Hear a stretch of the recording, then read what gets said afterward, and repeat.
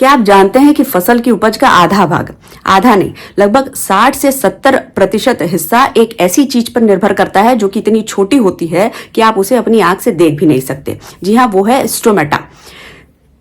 आज हम जानेंगे कि पत्तियों की सतह पर मौजूद ये छोटी छोटी खिड़कियां आखिर फसल की किस्मत कैसे तय करती हैं। सबसे पहले तो हम जानते हैं कि स्टोमेटा होता क्या है। देखिए, पत्तियों की सतह पर छोटी छोटी छिद्राएं होती हैं, इन्हें ही हम स्टोमेटा कहते हैं। इनकी संख्या लाखों में होती है, मतलब एक पत्ती पे लाखों की संख्या में स्टोमेटा होता है।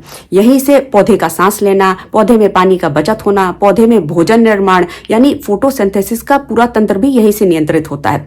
यही एंट्री एग्जिट गेट है कार्बन डाइऑक्साइड के अंदर आने के लिए और ऑक्सीजन के बाहर जाने के लिए। अब ये खुलता बंद होता कैसे है? देखिए, स्टोमेटा के दोनों तरफ दो कोशिकाएं होती हैं जिन्हें कि हम गार्ड सेल्स कहते हैं। जब पोटेशियम गार्ड सेल्स के अंदर जाता है तो ये फूल जाती हैं, गार्ड सेल्स फूल जाते हैं और स्टोमेटा खुल जाता है। जब पोटेशियम गार्ड सेल्स के बाहर आता है तो ये गार्ड सेल्स ढीले पड़ जाते हैं और स्टोमेटा बंद हो जाता है। यानी कि पोटेशियम की सही मात्रा फसल में स्टोमेटा गतिविधि के लिए बेहद आवश्यक है। अब ये कब और क्यों बंद होता है? देखिए, जब धूप बहुत ज्यादा तेज हो या हवा में नमी कम हो, हवा बहुत शुष्क हो, तो ये चीजें, ये परिस्थितियां पौधे को मजबूर कर देती हैं कि वो अपना स्टोमेटा बंद कर ले, क्योंकि पौधे अपना पानी बचाना चाहते हैं। इसी को वैज्ञानिक वीपीडी बोलते हैं। देखिए, वीपीडी वैज्ञानिक भाषा में अगर मैं बोलूं तो वीपीडी होता है वेपर प्रेशर डेफिसिट, यानी कि हवा में कितनी नमी होनी चाहिए और वास्तव में हवा में कितनी नमी है, इन दोनों के बीच के फर्क को ही हम वीपीडी बोलते हैं।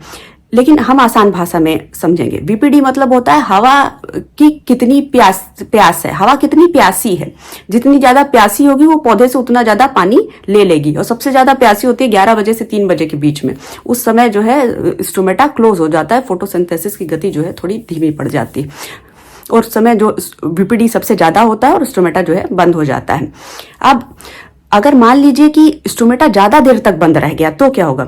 ज्यादा देर तक बंद हो गया तो कार्बन डाइऑक्साइड अंदर नहीं आ पाएगा, फोटोसिंथेसिस रुक जाएगा, पौधे भूखे मरने लगेंगे, पत्तियां छोटी रह जाएंगी, फूल कम पड़ेंगे, फल जो है वो कमजोर होंगे।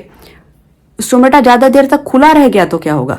ज्यादा देर खुला रह गया तो पानी उड़ जाएगा, पत्तियां सूखने लगेंगी, पौधा स्ट्रेस में आ जाएगा और उसकी ग्रोथ रुक जाएगी। जो पौधा होता है वो खुद स्टोमेटा को उसका जो खुलना बंद हो तो खुद कैसे कंट्रोल कर सकता है? देखिए, जब धूप बहुत तेज होती है और हवा में नमी कम होती है, हवा शुष्क होती है, उस समय जड़ों में एक हार्मोन बनता है जिसे कि हम एबीए बोलते हैं। एबीए मतलब एब्सिसिक एसिड। और जैसे ही ये हार्मोन बनता है वैसे ही उसके 1 मिनट के अंदर ही, जैसे ही ये हार्मोन बना उसके 1 मिनट के अंदर ही पौधा जो है वो स्टोमेटा बंद कर लेता है। पौधा अपने पानी बचाओ मोड में चला जाता है। फोटोसिंथेसिस की जो गति है वो धीमी पड़ जाती है।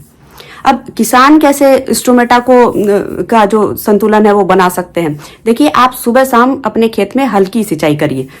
दिन के समय में खेत में ज्यादा पानी मत डालिए। जो भी दवा डालनी है वो सुबह शाम के समय में डालिए, और पोटेशियम की सही मात्रा फसल को दीजिए। मल्चिंग का, पुआल का प्रयोग करिए। जितनी भी तेल वाली दवाइयां हैं उनका छिड़काव आप शाम को ही करें, क्योंकि तेल जो है वो बंद कर देता है स्टोमेटा को।